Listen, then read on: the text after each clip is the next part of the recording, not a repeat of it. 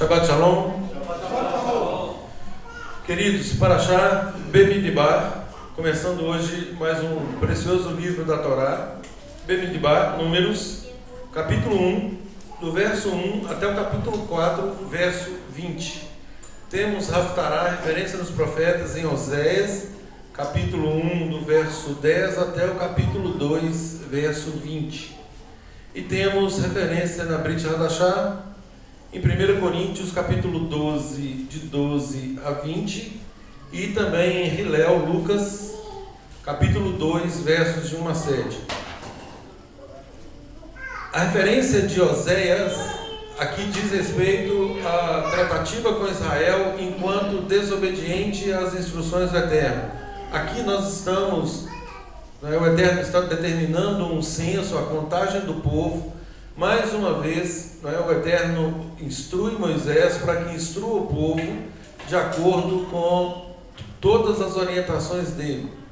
E o objetivo, obviamente, era manter esse povo dentro desta ordem, culminando com uma caminhada de fidelidade para com Adonai. Entretanto, como foi predito na própria Torá, esse povo não, ou nosso povo, ou nós, melhor dizendo, não nos manteríamos fiéis. Então aqui o Eterno, conhecendo o coração humano, sabendo que de algum modo essa obediência seria uma obediência limitada, uma obediência muito aquém, muito inferior do que efetivamente Ele espera de nós. Então a essência dessa porção, mais uma vez, queridos, é a questão da fidelidade para com o Eterno, é a questão de corpo, fala muito de congregação.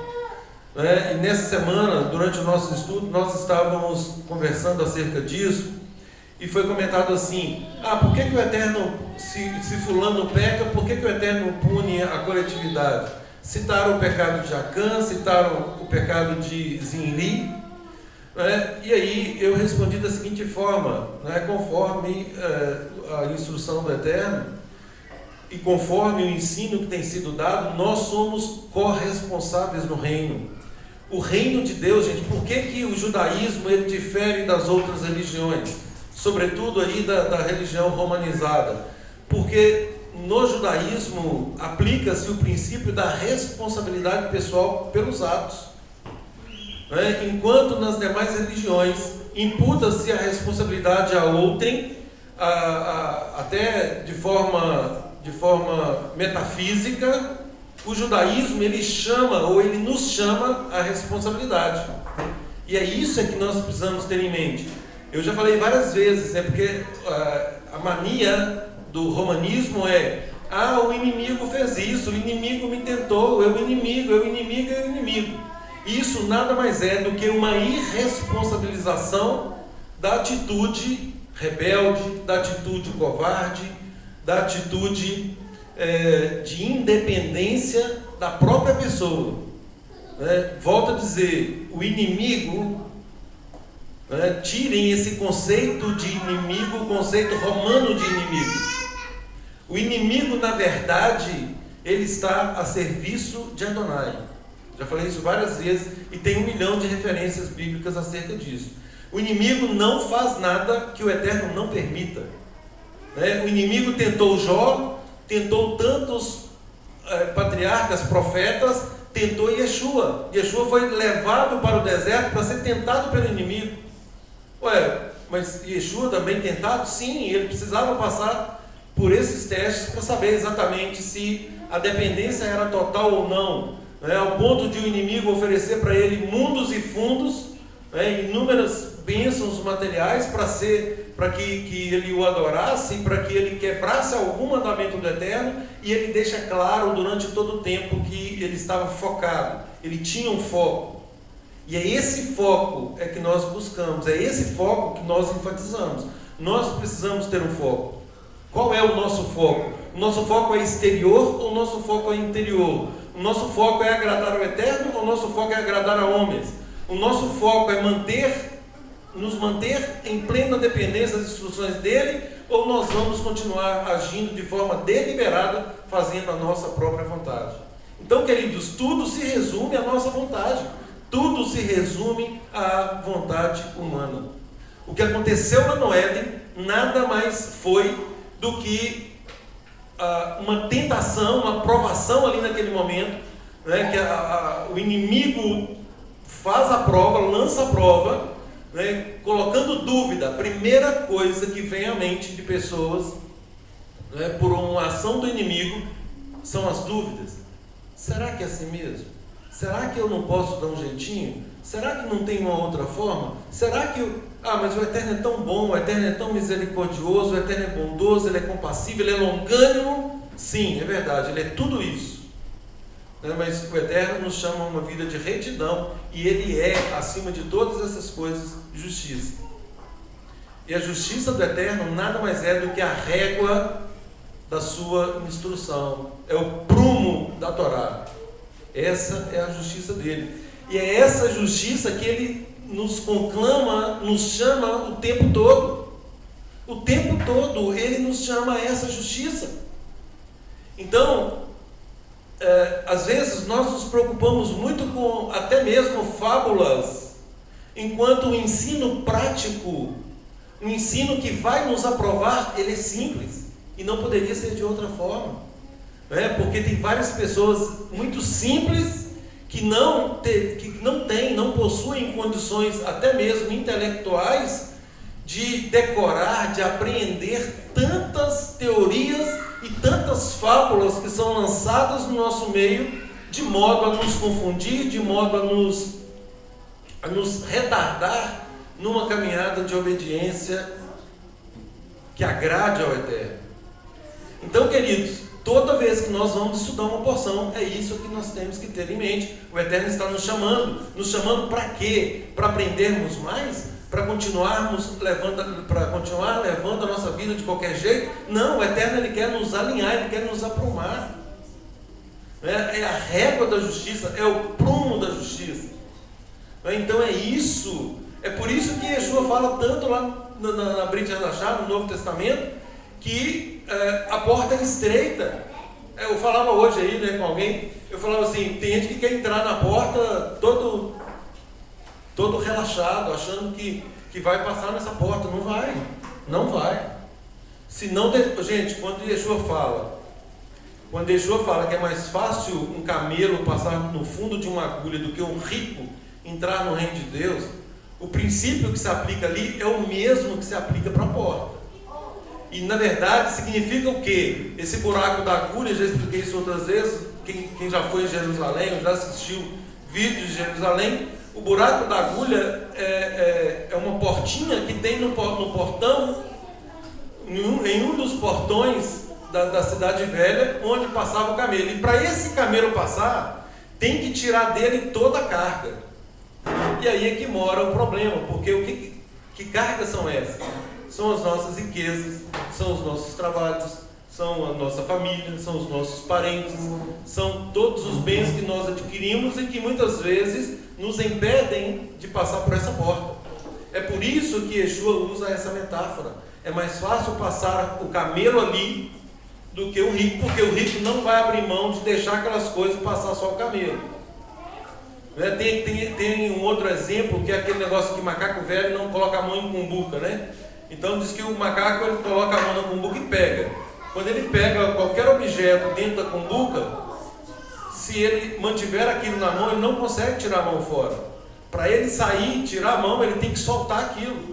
E ele não quer soltar. Então ele fica preso pela cobiça, fica preso pela vontade dele. Enquanto aquilo que está ali é dado mediante provisão do Eterno, mas a pessoa não quer, ela quer pelo próprio esforço. E pelo próprio esforço ela acaba se perdendo. Então o princípio é o mesmo. Pois não, Evandro? Que passou pelo buraco da agulha, é estreitinho, mas passou lá, o mundo é infinito, aberto. Yeshua fala que o caminho é apertado, a porta é apertada e o caminho é estreito. Mas todavia, uma vez que há uma renúncia inicial, quem renuncia nessa porta já tem toda a predisposição de fazer a vontade do Eterno, mesmo num caminho estreito. Agora, esse caminho é estreito em que sentido? Ele é estreito porque ele só aponta uma direção, ele não tem esses desvios que o mundo nos apresenta. Então ele aponta uma direção certa e aquela direção que nós temos que seguir. Uma direção de obediência. Quando nós pegamos um veículo, estamos num país ou numa cidade que não conhecemos, nós confiamos plenamente no GPS, não é assim? Já aconteceu conosco, né? Dirigindo aí em cidades grandes, Rio de Janeiro, São Paulo, Belo Horizonte, até Belo Horizonte, já aconteceu de eu ir num local que eu não sei onde que é exatamente, eu caí num local muito perigoso, já aconteceu comigo. E aí eu tratei logo de sair dali e tal, mas eu estava confiando cegamente naquilo ali, numa informação de GPS. Agora, nós temos as instruções, o GPS mais seguro do mundo, que são as instruções do Eterno, e muitas vezes nós deixamos essas instruções e nós vamos fazer o nosso próprio trajeto. Nós traçaremos a nossa viagem, ao invés de dependermos desse GPS, que é a Torá, né? Essas preciosas instruções, nós queremos continuar agindo por nossa própria conta. E digo uma coisa para nós homens, os homens principalmente, nós homens não gostamos de pedir informações, não é assim? Maria Lúcia fala às vezes assim, querido, pede informação. Não, eu sei o caminho, eu dou um jeito de achar, né? Mas eu não quero depender naquele momento, né? Então, isso tem que nos chamar a atenção, que nós temos que nos curvar às vezes, né? Quanto à palavra de Deus, nos curvar sempre, né? Para tentarmos para essas instruções e andarmos de acordo com elas. Queridos, no capítulo 1, o Eterno aqui manda Moisés levantar o censo de Israel. No capítulo 2, tem a ordem das tribos no acampamento. Esse é o layout que o próprio Eterno determina para que as 12 tribos fiquem juntas e que o acampamento, a tenda da congregação, fique no centro, de modo que, literalmente, né, quando ele fala que ele habitará no meio deles, todos, né, rodeiam a tenda da congregação. No capítulo 3, a especificação do número e do ofício dos levitas, as atribuições, o que eles deveriam fazer. Temos aqui, para André que estava falando, cadê André? Está lá fora. Estava falando, tem o Pidyon Raben, que é o resgate dos primogênitos, está a partir do verso 40 do capítulo 3. E no capítulo 4 nós temos os deveres dos coatitas, né, com relação ali aos objetos do templo, né, terminando o capítulo no verso 20. Porém os coatitas não entrarão nem por um instante para ver as coisas santas, para que não morram. Então, aqui as instruções de que eles trabalhariam, teriam um ofício no tabernáculo com regras claras da atribuição deles. Gente, isso é outra coisa, né? O Eterno sempre nos dá regras claras e nós queremos modificar essas regras no nosso meio, queridos, né?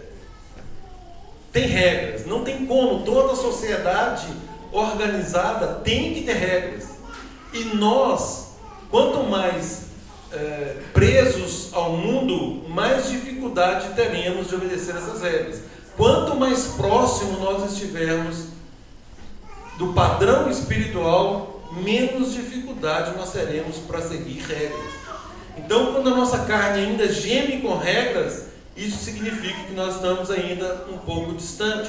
Por quê? Porque regras fazem parte da organização do Eterno. Aqui nós vemos tudo isso em detalhe.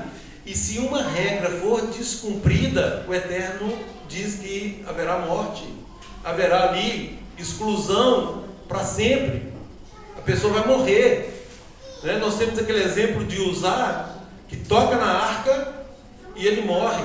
E muitos, né, já ouvi várias pessoas questionarem ali a providência de Deus, a dureza de Deus. Gente, veja bem onde nós chegamos. Alguém questionar a justiça de Deus, e em 99% das vezes a pessoa que está questionando, ela não conhece o contexto, ela não sabe de tudo isso que o Eterno tirou o povo do Egito, de uma escravidão de 400 anos, e que falou assim: olha, eu vou fazer desse povo uma grande nação, cumprindo ali o pacto que ele tinha feito com Abraão. Eu vou cumprir nesse povo o pacto de Abraão. Então o objetivo dele ele manteve e mantém durante todo esse tempo, né? E muitas pessoas começam a julgar a Deus, julgar a atitude de Deus em relação a usar, por exemplo, boa intenção. A intenção dele foi não permitir que a arca caísse. Sim, mas tinha uma ordem por trás clara: não toque. Aliás, tem pessoas designadas para isso. Então, isso não é a sua atribuição. Não faça além do que o Eterno atribuiu. E aqui nós veremos nessa porção que ele determina isso mais uma vez, de forma clara e evidente, onde os levitas é que ficariam incumbidos de todo o serviço sacerdotal, então eles é que cuidariam do tabernáculo, moveriam, tem ali a atribuição de cada um. Então estejamos atentos às regras, regras nos mantêm saudáveis, regras nos mantêm numa comunhão com o Eterno.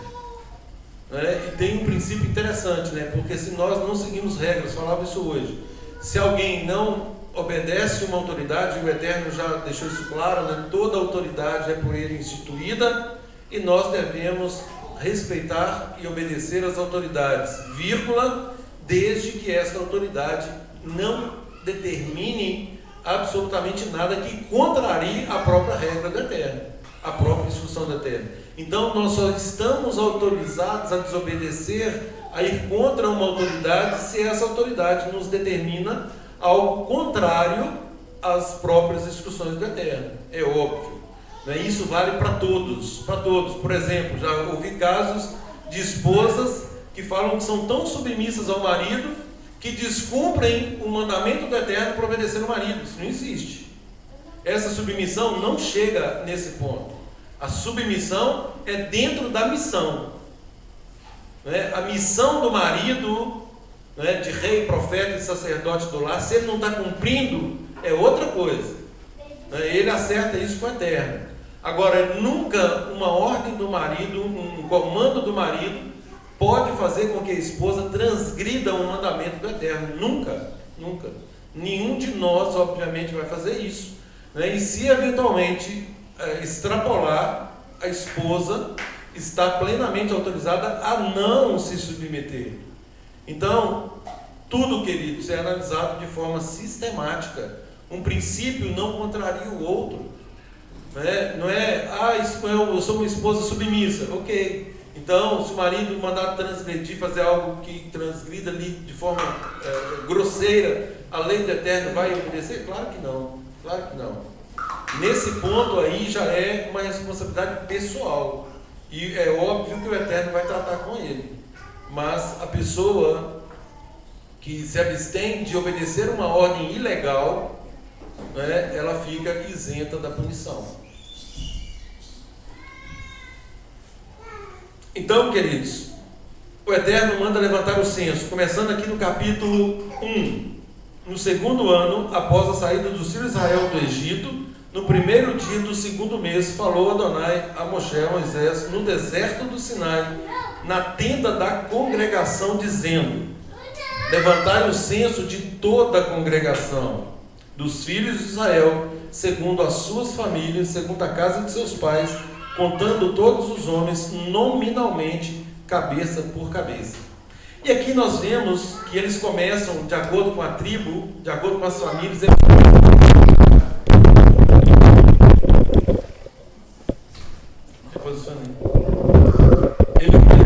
começam fazendo a contagem, e aí, queridos, chegam aqui, por exemplo, a fazer uma contagem de 7.500 pessoas por dia. Isso demonstra o quê? Isso demonstra, primeiro, uma obediência plena, demonstra uma diligência no atuar, demonstra uma disposição de trabalho, porque para contar 7.000 nominalmente, nome por nome, Imagine um serviço, Eugênio, de contar 7.500 pessoas por dia. Não é? Porque aqui o prazo eterno dá 10 dias de prazo e a média mais ou menos seria desse número de pessoas. Ou seja, não há espaço para preguiça, não há espaço para ócio, não há espaço para distrações. Não é? Assim como não há espaço para eles, não há espaço para nós. Nós temos que ter em mente o tempo todo: estamos fazendo uma grande obra.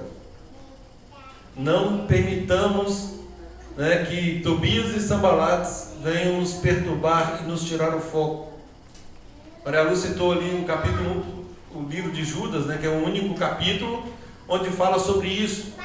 Né? E isso, queridos, isso está em todos os segmentos da sociedade. E nós temos que pedir ao Eterno discernimento, né, para que isso não venha a nos prejudicar, não venha a perturbar, sobretudo, o trabalho no reino. E mais uma vez, queridos, chamando a questão da responsabilidade, quando eu falava de Zinli, né, ou de Acã, por que o Eterno puniu tantas pessoas em detrimento, por que ele puniu a coletividade? Ele prejudicou ali a coletividade por conta de um ou dois que estavam agindo de forma contrária à Torá. E a resposta, né, conforme já disse, é a questão da responsabilidade do corpo, a questão da omissão, a questão da covardia, a questão da paz. Não vou mexer, porque se eu mexer com ele vai ficar de cara feia comigo, esse negócio vai me gerar um problema. Deixa ele no erro dele. Opa, cuidado. Nós somos corresponsáveis no corpo. A Haftará de hoje, lá em 1 Coríntios, texto citado, fala exatamente do nosso papel no corpo. E se isso, queridos, não cair no nosso coração, nós teremos sérios problemas. Por quê? Porque é assim que o Eterno age, é assim que ele agirá, né? E ele não modificará a fórmula por nossa causa. Então, por isso a seriedade, por isso a cobrança, né? Quando eu falo, às vezes, da forma, né? Eu tenho pressa, eu tenho urgência, né? Eu quero ver frutos mais rápidos, e isso muitas vezes faz com que eu peque na forma de falar, né? E mais uma vez eu peço perdão aos irmãos quando eu errar pela forma, e se eventualmente eu errar pelo conteúdo, eu estou confiante que os irmãos virão até mim, né, e me corrigirão, ou no mínimo me pedirão uma explicação, né, para saber se eu estou fazendo certo. Isso é corresponsabilidade, isso é responsabilidade mútua, isso é o padrão do reino. O padrão do reino somos todos conservos. Yeshua deixa isso claro, né? Aquele que quiser ser o primeiro, seja aquele que sirva. Então estamos servindo. É um trabalho difícil, um trabalho de conduzir. Esse trabalho que Moisés está fazendo aqui, um trabalho de condução, de liderança, não é um trabalho fácil, né? Então, assim, manter as coisas concatenadas, ordenadas, não é fácil. Por isso precisa de cooperação, precisa de entendimento das pessoas que estão aqui. O Eterno, então, tira esse povo do deserto, tira esse povo do Egito, leva para o deserto. Leva para o deserto e apresenta para eles um contrato de casamento, Ketubá. O Eterno está aqui fazendo um casamento. Agora, alguém casa com outra pessoa sem querer casar?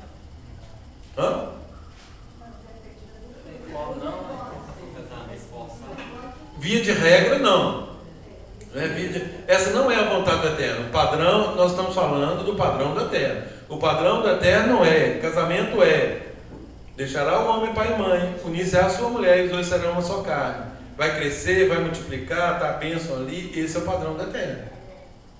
Então, para isso acontecer, tem que ter a primeira coisa que o Eterno respeita, é o livre-arbítrio, é a vontade, a manifestação de vontade. Esse elemento volitivo, sem qualquer tipo de vício, é que vai determinar esse casamento. Então, é nesse elemento volitivo que o Eterno nos convida ao casamento. O Eterno está nos chamando a casar com Ele. Então Ele nos apresenta um contrato. Olha o contrato aqui, gente. Olha o contrato aqui. Ó. Quem vai passar aqui e assinar o contrato? É simples, é só isso. É só isso. Agora, a partir do momento que assinar esse contrato, né, ele é irrevogável. Agora, ele é irrevogável por parte do Eterno.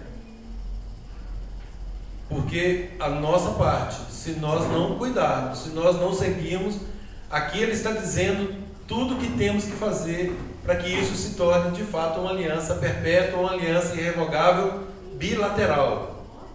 Volto a dizer, nós não precisamos ter dúvida com relação à fidelidade do Eterno, mas no tocante à nossa, se nós não cuidarmos, se nós não colocarmos os nossos passos nessa dependência dele, e principalmente contando com a ajuda no corpo, é praticamente impossível de conseguirmos. Então o Eterno aqui apresenta esse contrato de casamento. Preste atenção aqui no verso 18. Vamos lá para o verso 18, capítulo 1. Tendo ajuntado toda a congregação. Gente, congregação, assembleia, carral, igreja, sinagoga, é tudo a mesma coisa. Não é?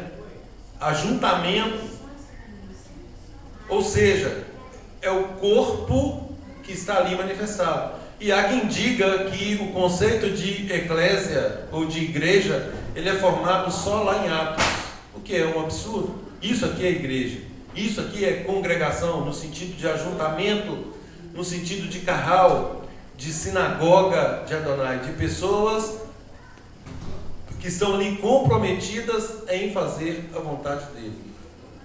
Então, mais uma vez, tendo ajuntado toda a congregação no primeiro dia do mês segundo, declararam a descendência dele segundo as suas famílias, segundo a casa de seus pais. Queridos, toda a congregação. Quem estiver fora da congregação, né, ficará de fora. Existe um princípio claro com relação a isso: não deixeis de congregar, como é costume de alguns. Isso não tem nada a ver com coisa humana, isso tem a ver com suprimento espiritual, que necessário à nossa manutenção, à nossa vida dentro do corpo. Se um membro tira a mão fora aqui dos vasos, das juntas, desconecta ela e deixa ela fora durante algum tempo, o que vai acontecer? Ela vai morrer. Então esse é o conceito de corpo. É por isso que tem que congregar, tem que estar acoplado. E lá em Efésios 4 fala direitinho, bem ajustado, conforme juntas e ligamentos. Bem ajustados. E é nesse ajuste de corpo é que o Eterno trabalha, porque ele fala que a multiforme sabedoria dele se manifesta no nosso meio. Um irmão dá um testemunho aqui, outro irmão dá um testemunho ali. Isso vai ajustando de acordo com os padrões da palavra. E aquilo que estiver fora dos padrões, é nesse momento também que fazemos as devidas edificações. Amém. Então, queridos, é nesse sentido. Então aqui está juntando toda a congregação, todo Israel. E aí as pessoas falam assim: mas eu não tenho nada a ver com Israel. Eu falava aqui durante a semana no nosso estudo sobre a história, Tudo tem a ver com a história. Nós temos aqui o Eterno tirando o nosso povo do Egito, trazendo para o deserto para ter uma conversa particular com o nosso povo, para celebrar um casamento.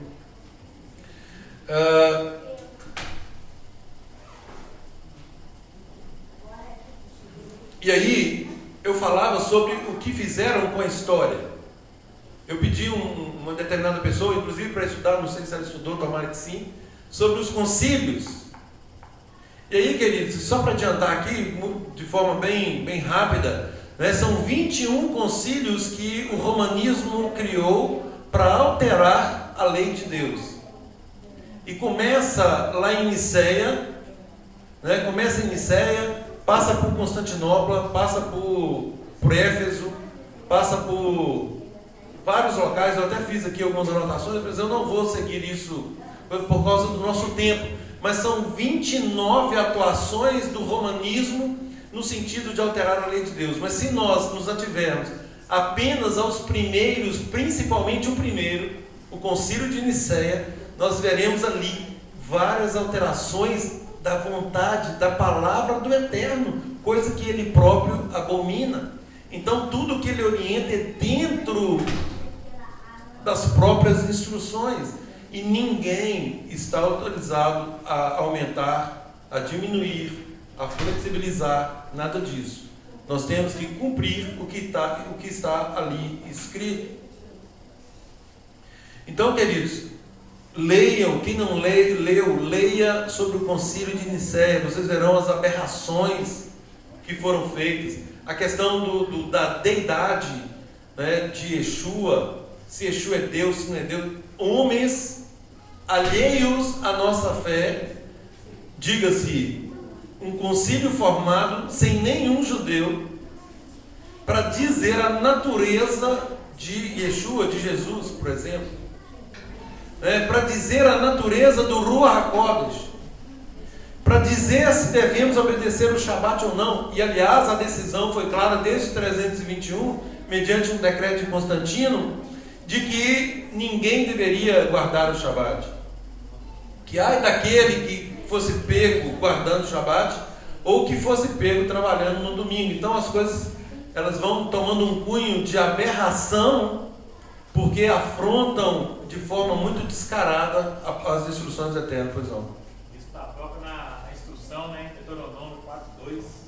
Não acrescentem nada às palavras que eu lhes ordeno, e não tirem nada delas. Guardem os mandamentos de Adonai, seu Deus, que eu lhes ordeno. Exatamente. Exatamente. Queridos, já falei sobre isso, né? A questão da anomia. O mundo incita a anomia. Anomia, nomos, lei, regras, normas, a prefixo de negação. Né? Nós estamos vivendo um momento da sociedade, no mundo inteiro, né? Uma sociedade anárquica, uma sociedade totalmente fora de regras, que não quer saber de regras, que tem aversão a regras. E o Gutierrez me pediu outro dia um estudo, eu vou devolver o pedido dele, né, falando para ele estudar um artigo do Emily Durkheim, que fala sobre a anomia, né, e tem um livro dele que chama O Suicídio. Ele fala lá todos os aspectos, né, os males que a anomia causa. Ô, gente, basta olhar para a nossa própria casa, deixa a nossa casa sem regras, né, para os nossos filhos, e nós veremos, né, ali numa pequena célula o que é uma anarquia, o que é um desrespeito a normas, o que vai gerar, né? Cada um, quem age dessa forma, geram verdadeiras pessoas cheias de problemas. Isso aí não sou eu que estou dizendo, volto a dizer, Emile Durkheim é um sociólogo, né? Então, sociólogos, e aí passa pelo campo da medicina também, né? Psicologia, psiquiatria, né? Falando da questão de normas.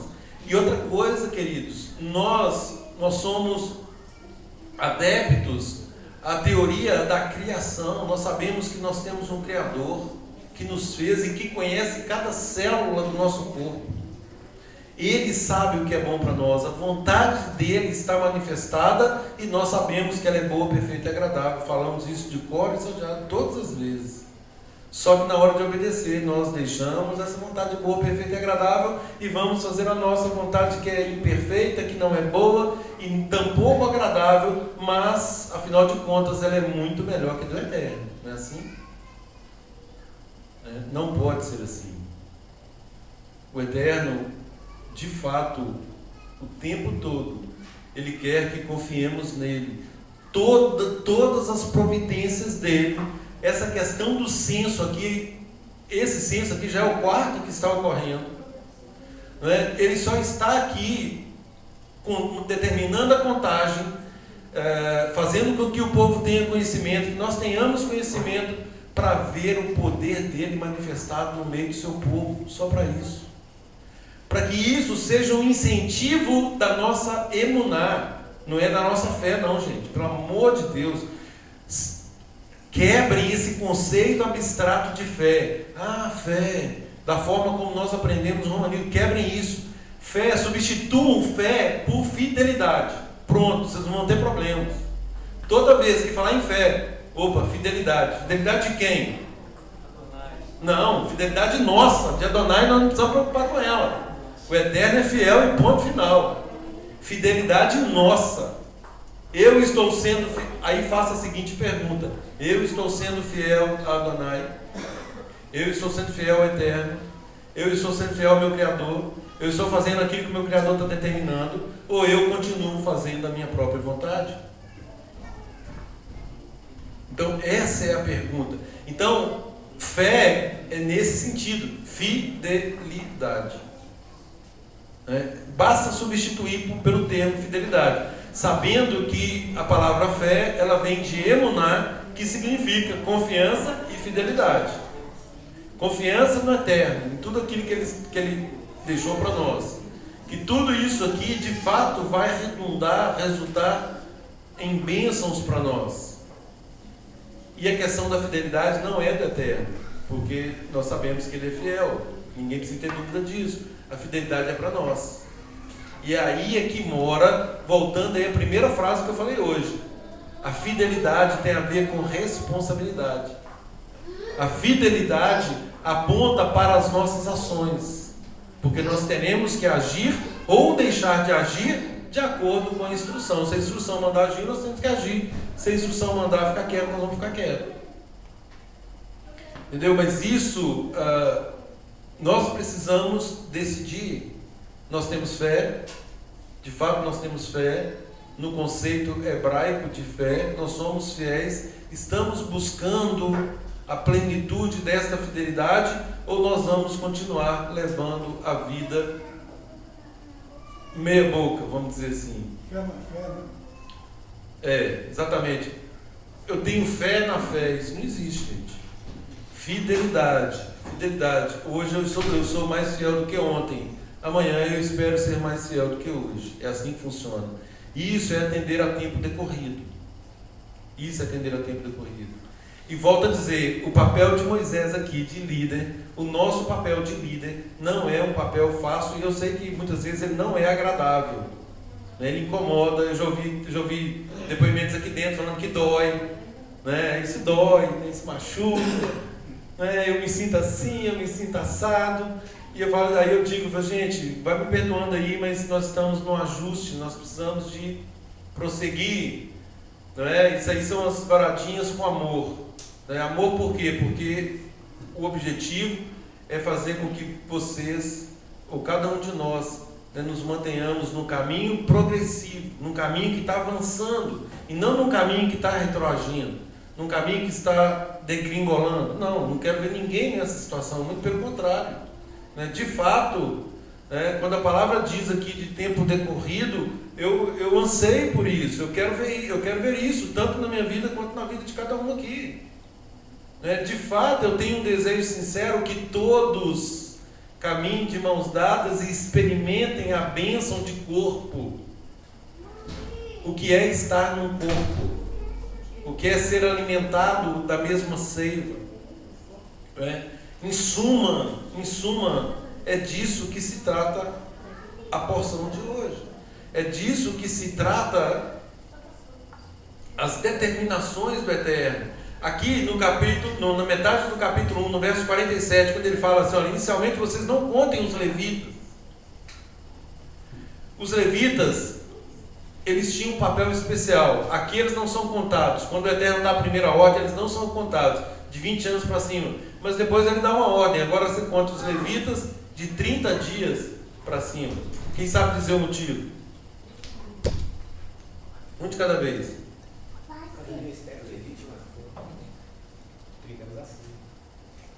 Não, estou falando de 30 dias. De 30 dias. Não estou falando de 30. Não, estou falando desse. A partir de um mês. Então vamos lá. O Eterno, para as outras tribos, ele dá a ordem para contar de 20 anos para cima, entre 20 e 60. São as pessoas aptas para a guerra. E não dá ordem, naquele momento os levitas não são contados. Chega num segundo momento, o Eterno determina a contagem dos levitas Agora já não é de 20 anos para cima, é de 30 dias para cima, de um mês, a partir de um mês. Qual é a razão para isso? Tem alguma correlação com... Espera aí, um de cada vez mesmo agora. Os primogênitos ali tem alguma correlação? Que Como? Adonai separou os primogênitos para ele e os levitas substituem esses primogênitos que deveriam fazer esse serviço no templo. Tem a ver, mas a resposta não é bem essa. Fala. Vamos lá, vamos ver quem mais. Toque no ponto aí. Tem um espelho de correção aqui, toque no ponto. Eu acredito que os levitas é porque eles já o são desde o nascimento. Então, por serem levitas desde o nascimento, por 30 dias eles já têm que ser contados para que as funções deles sejam distribuídas. Gente, exatamente isso, veja bem. Todo o nosso povo, né, diz que a partir de 30 dias é que uma vida é plenamente viável. Então sempre fica aquela coisa assim, nos primeiros 30 dias, aos 30 dias é uma vida viável. E aí a importância, exatamente por serem da tribo de Levi, o ensino para essa 30 dias, gente. A partir de 30 dias, essa criança já é ensinada no ministério. E aí tem pais que acham que a criança não precisa de... Não, mas ele só tem 2 anos, ele só tem 3 anos, ele só tem 25 anos. Né? Coitado. A criança, ela tem um intelecto tão perfeito que o Brian, quando nasceu, eu ouvia uma determinada cantora e ele estava com dificuldade para dormir. E exatamente com esse tempo de 30 dias. E eu lembrei e falei, eu ouvia essa cantora. Então eu coloquei para tocar baixinho e essa era a forma que ele dormia, ouvindo essa determinada música. Então, é uma coisa que a gente tem que o Shema tem razão em 1000%. Que inculcarás a teus filhos a palavra do Eterno que não vai sair deles. Gente, exatamente isso. A palavra determina, ensina o teu filho no caminho que deve andar, para quando ele for velho, ele não vai se desviar dele. Não desvia.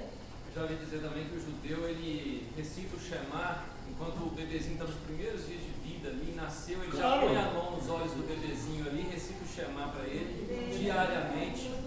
Já está sendo gravado no subconsciente. Isso aí na verdade são todos, não são só os levitas, né? Não, sem dúvida, mas aqui, Evandro, porque eram separados, né? Aqui tinha uma tribo separada para esse serviço. Agora, o fato de essa tribo ser separada para o serviço isentava as outras tribos de cumprirem as suas obrigações para com Adonai? Claro que não. Nós estamos falando só de ofício, entendeu? Aqui é questão de ofício, para oficiar, para aprender. É claro que de um modo geral a aprendizagem é para todos. Quem tem aí o privilégio aí de ser pai, né, de um bebezinho, 30 dias, comece, invistam, desde a gravidez.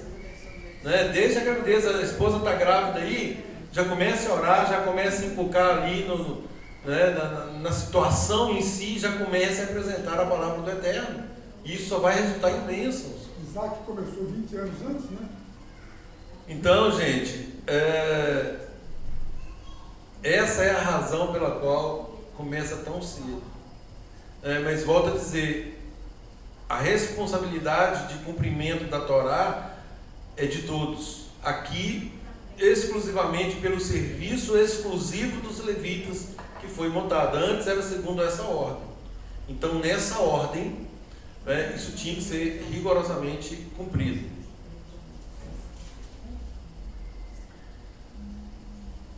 A questão do resgate dos primogênitos, André. A partir do verso 40, disse Adonai a Moshe: conta todo o primogênito varão dos filhos de Israel, cada um nominalmente, olha aí, de um mês para cima. Para mim tomará os levitas, eu sou Adonai, em lugar de todo o primogênito dos filhos de Israel, e os animais dos levitas em lugar de todo o primogênito entre os animais dos filhos de Israel. Contou Moisés como Adonai lhe ordenara todo o primogênito entre os filhos de Israel. Todos os primogênitos varões, contados nominalmente de um mês para cima, segundo o censo, foram de 22.273. Olha aqui, nós tínhamos no acampamento 22.000 273 pessoas que teriam que ser resgatadas. E aí, o Eterno, no verso 46, ele fala, pelo resgate... e ele faz a compensação, toma os levitas em lugar de todo o primogênito entre os filhos de Israel, e os animais dos levitas em lugar dos animais dos filhos de Israel, porquanto os levitas serão meus, eu sou Adonai. Pelo resgate de 273 dos primogênitos dos filhos de Israel, que excedem o número dos levitas, tomarás por cabeça 5 ciclos, segundo o ciclo do santuário, os tomarás a 20 geras o ciclo, e darás a Arão e a seus filhos o dinheiro com o qual são resgatados os que são demais entre eles. Então Moisés tomou o dinheiro do resgate dos que excederam e dos que foram resgatados pelos levitas.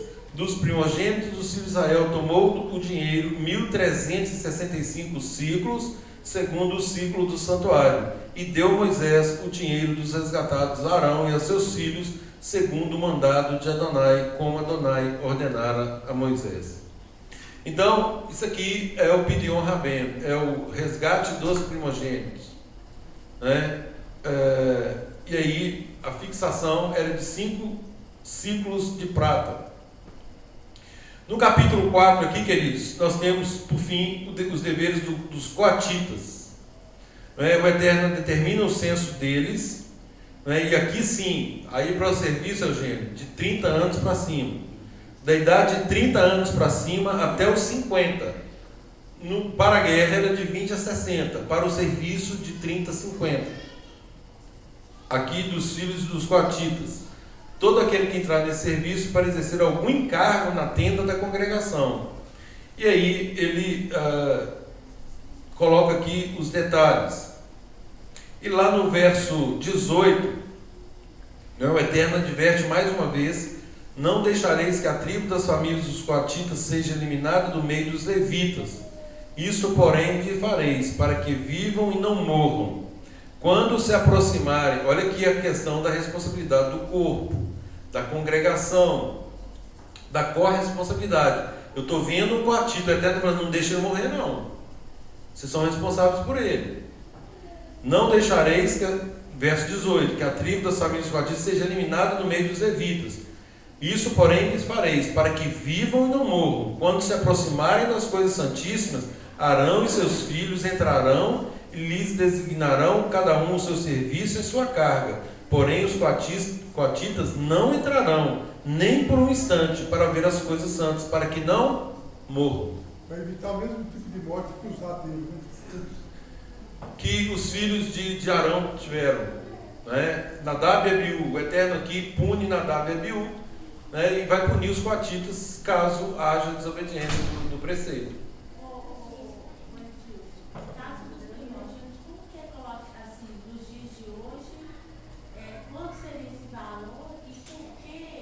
Nossa, tem uma série de estudos aí e vários valores que o nosso povo hoje pratica mundo afora. Depois você pode olhar isso com detalhes. Sempre primando aí pela menor onerosidade, né? O objetivo não é a arrecadação, o objetivo é fazer o resgate. O resgate, por que tem que resgatar a palavra isso? Assim, o primogênito é de Deus, hoje é os levitas, né? Então os nossos filhos, como eles não são levitas, é por isso que tem que resgatar eles? Sim. Tudo que é oferecido uma vez para o Eterno fica sagrado para sempre. O Eterno já tinha dito que todo primogênito é dele. Todo primogênito é dele. Aí esse sentido de ser dele é porque ele teria que estar Trabalhando isso, fazendo serviço para ele. no templo, como Não tem tem como. Aí ele toma os levitas aqui como substitutos dos primogênitos. Não, mas aí ele toma... Aqui ele já substitui. Por que ele substitui? Aí, qual que é a razão pela qual o Eterno substituiu os primogênitos pelos levitas? Pelo pecado do bezerro de ouro. Porque eles não se envolveram no pecado do bezerro de ouro. Esse resgate é feito uma cerimônia? É uma cerimônia. Uma cerimônia na sinagoga tem os requisitos dessa cerimônia. Então, o fato de eles não terem se contaminado com o pecado da idolatria, do pecado do bezerro de ouro. Aí o Eterno substitui os primogênitos pelos levitas, por isso ele manda fazer essa compensação aqui. Então, até o número correto dos levitas está substituído. O que passou daquele número, ele manda fazer o pagamento. Pagamento em espécie.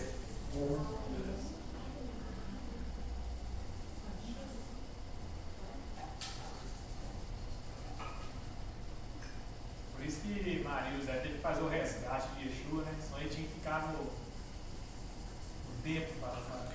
Ana, por exemplo, não fez, né? Ana consagrou e ficou consagrado. Serviço, né? Mas foi um voto ali também, né? Pois é, mas não voltou atrás. Tem a ver, o voto de Ana é semelhante àquele que nós falamos na semana passada. Tem uma data específica ou é qualquer data? Dentro do povo, a partir do 31º dia. Né? Em Israel, isso acontece a partir do 31º dia. Deve ser feito no mundo afora à medida que a pessoa vai tomando consciência disso e queira fazer.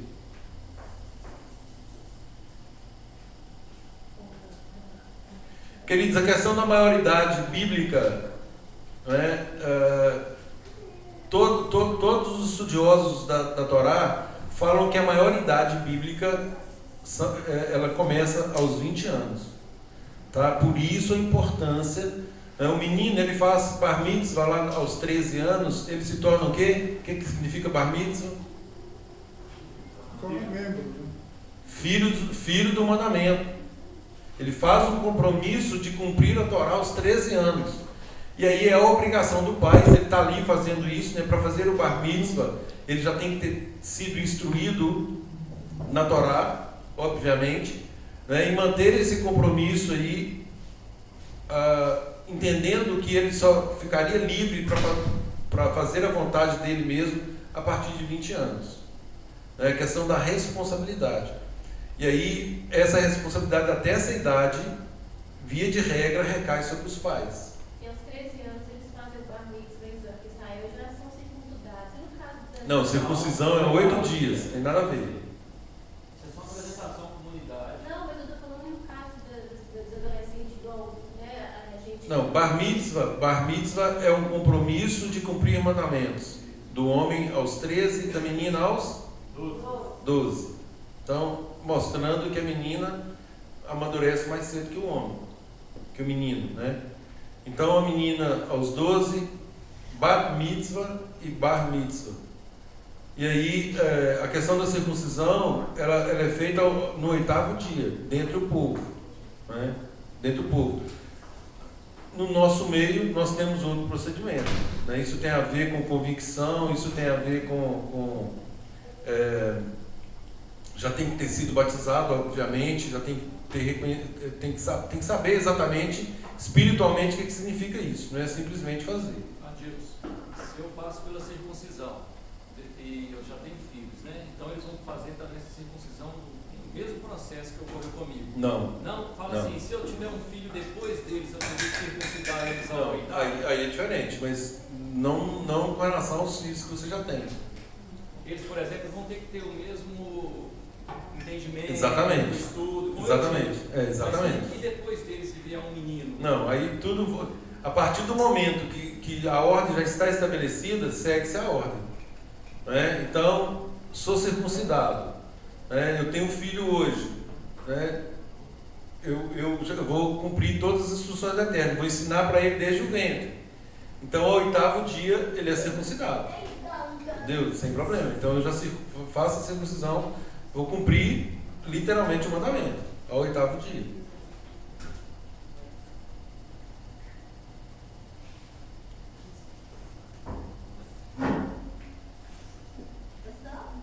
Mas na Bíblia tem algum versículo que fala que essa regra não é depois de estar em certa idade, porque o pai tem o modelo do filho sabendo que o pai é e ele não é, isso não segue no mesmo? Não segue esse padrão não. Segue o padrão de remissão de pecados. Nós estamos agora sobre a ordem de Melquisedeque, onde Yeshua é o sumo sacerdote. Aqui, o sacerdócio araônico, ele é cumprido mas agora dentro do padrão de Yeshua. Para ser batizado, antigamente, por exemplo, né, o judeu nascido na Torá, vem João Batista e prega o quê? Pega arrependimento. Pega arrependimento para o povo. Né? Ali, mas todo aquele povo já era circuncidado, mas eles tinham que se arrepender. Né? Pós-Yeshua, agora é como? Né?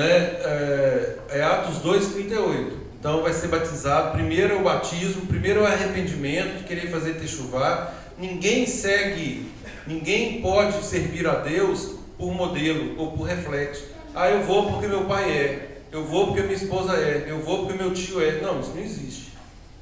Né? Essa é uma decisão pessoal e responsável, que é aferida. Lá, inclusive, eles pedem um minyan, né, no mínimo em toda a congregação, para avaliar a situação, para saber se pode, nessa vida daquela pessoa, de fato, preenche padrões de assumir essa responsabilidade, tanto do batismo quanto da circuncisão.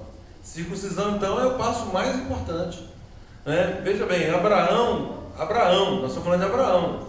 Abraão foi chamado aos 75 anos. O Eterno fala que ele andou em plena obediência, que ele ordenou a sua vida, ordenou a sua casa, e o Eterno só determina a circuncisão dele 24 anos depois. Então, circuncisão é um selamento, é um selo de aprovação. Ninguém é circuncidado no começo. Ah, mas e a criancinha então de 8 dias? Está dentro da aliança, onde os pais já se comprometeram. É outra história. É outra história. Então, se vocês têm filhos hoje, né, já passou pelo processo, batismo, circuncisão, tem filhos hoje, homem, 8º dia circuncisão, isso é claro. Por quê? Porque vocês vão manter o compromisso de instruir aquela criança de acordo com os padrões eternos. Agora, filhos já crescidos, eles vão ter que tomar essa decisão. Eles é que vão saber se vão seguir ou não, vão se arrepender ou não, vão ser batizados ou não. Então seria nessa idade de 20 anos aí, tomar essa decisão? Não. Quando eu falei de 20 anos, é questão de responsabilidade. Não significa que demore 20 anos. Não, com 20 anos, então, se tiver decidido seguir esse caminho e estar na presença... Não, a partir dos 13, Juliana, a partir dos 13, se ele quiser fazer o compromisso, a partir dos 13 já é permitido a questão do batismo e do bar mitzvah. A partir dos 13 anos. E a circuncisão? Não, aí com certeza vai ser depois dos 20. Mostrar frutos. É lógico. Com certeza vai ser a parte da maioridade dele. Circuncisão é a cereja do bolo. E não precisa se preocupar com isso, né? Isso é algo que vem para a pessoa e ela vai saber o momento certo de fazer isso. É porque se a pessoa faz uma circuncisão, mas ele não alinhou a vida, ele ainda não consegue celebrar as festas conforme a Torá manda ali, de pelo menos não fazer trabalho nenhum naquele dia, fica uma coisa assim, não entendeu? Né? Não, e é nesse sentido que Paulo fala que a circuncisão, nesse caso, não adianta nada, exatamente. É nesse sentido que Shaul coloca. Né? Então, há circunciso, incircunciso, e há incircunciso, circuncidado. Olha aí, pessoas que não são circuncidadas na carne, mas são circuncidadas no coração, tem toda a disposição de cumprir. Então, se acontecer alguma coisa com essa pessoa, ela está justificada plenamente por isso. Agora, o contrário também é verdadeiro. Né? Uma pessoa pode ser circuncidada na carne e ser incircuncisa de coração. E nesse caso, a circuncisão dela não vale nada. Pois não. 1 Coríntios 7,19. Por favor. A circuncisão não significa nada e a incircuncisão não significa nada. O que importa é a obediência aos mandamentos de Deus. Com cuidado, né? Não, esse texto, é lógico que é um texto traduzido para ter esse entendimento literal. Mas esse entendimento ele é visto e analisado de forma sistemática. Né? Nada vale dessa forma que a gente está comentando. É porque quando eu estou lendo Salmos e eu vejo assim, esses incircuncisos, né, que são os homens daquela vida da vida, dá um impacto em mim assim que eu penso logo nos meus meninos. Mas está falando do ímpio. Não, muitos dentro do povo, o Eterno chama o povo de Israel circuncidado de incircunciso de coração. o tempo O todo. pessoal ficava se gloriando nisso. Exatamente. Ô, gente, o Eterno ele aponta exatamente isso, Por o perigo do exterior. Né? O perigo do exterior. Por isso que ele fala que isso não significa nada. E a discussão que foi levada para o concílio foi exatamente essa. Por quê? Isso está em Atos 1, 14, Atos 14, no final de Atos 14, começando em Atos 15, fala lá que os judeus estavam obrigando os gentios, aqueles que estavam se aproximando da fé, a se circuncidarem e guardar todos os mandamentos da Torá. Entendeu? Então assim, não, nós vamos exigir agora, você quer mesmo? Então você vai se circuncidar, você vai guardar todos os mandamentos. Exigir isso da pessoa naquele momento. Então é para isso que teve o concílio, e a resposta do concílio foi o quê? Não, vamos fixar aqui, vamos estabelecer 4 ou 5 mandamentos, eles vão seguir isso aqui e nós vamos avaliar, eles vão comparecer aos sábados, em todos os sábados nas sinagogas, vão aprendendo e nós vamos avaliando. É isso que quis dizer o concílio. Essa foi a decisão do concílio. O sábado é uma aliança, a circuncisão é um pacto. Eu fico pensando na volta de Yeshua, como que vai ficar os circuncisos que estão Tá circuncisão de coração, Juliana. Circuncisão de coração, ela supera, ela suplanta a circuncisão da carne. O que não pode é o contrário, né? Quem tem que ficar preocupado é um circuncidado na carne que não é circuncidado no coração. Esse vai ter problema. Agora, o contrário não vai ter problema. E aquele também que não está almejando chegar na circuncisão na carne também está com problema, porque ele não está no caminho. É isso que eu estou dizendo. Ele está acomodado. É isso que eu estou dizendo. Mas, por exemplo, a gente está seguindo o caminho e nossos filhos estão seguindo o caminho. Então, a gente quer mais que eles... Não, mas isso, Juliana, isso não depende da sua manifestação de vontade, nem da vontade de Josué. Isso eles é que terão que manifestar no momento oportuno. Por ora, compete a vocês e a nós instruí-los no caminho, para que eles tomem essa decisão. Entendeu? Então, assim, o nosso papel aqui enquanto corpo, né, o papel de vocês enquanto família é instruir as crianças para que elas mantenham esse desejo rígido até o momento oportuno, para que façam a escolha certa e sigam, né, e sejam aprovados pelo Eterno. Se tudo correr Porque bem, senão, com instrução e com tudo, eles vão pegar a circuncisão. Com certeza, não tem dúvida não. corre o risco da pessoa cometer aquele pecado de que pegar, botar a mão parada e voltar atrás, exatamente, exatamente. Igual assim, o Andrei contou uma história muito triste de um colega dele de trabalho, que na hora que ele expôs a situação de que ele colocou em xeque o trabalho dele com o chefe, ele falou assim, você é de tal religião? Ele falou, não, eu estou indo na sinagoga e tal, estou fazendo chuvar, para me tornar um judeu.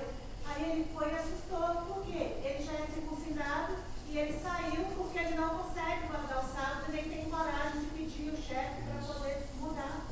E não coloca o trabalho em xeque, né? Então, assim, o que adianta ele hoje ser circuncidado? Nada, absolutamente nada. Não é? Absolutamente A nada. circuncisão de coração não aconteceu. Exatamente. Amém, queridos? Alguma outra dúvida? Alguém quer colocar alguma coisa? Que o Eterno nos abençoe, que Ele nos dê sabedoria, que tenhamos também, gente, essa disposição contínua, né, de aprendermos, extrair da Torá o que de fato importa para Adonai e que isso venha a refletir no nosso dia a dia, né? Porque nada adianta nós aprendermos e não praticarmos. Aliás, Tiago fala sobre isso, né? Aquele que ouve e pratica e aquele que ouve e não pratica.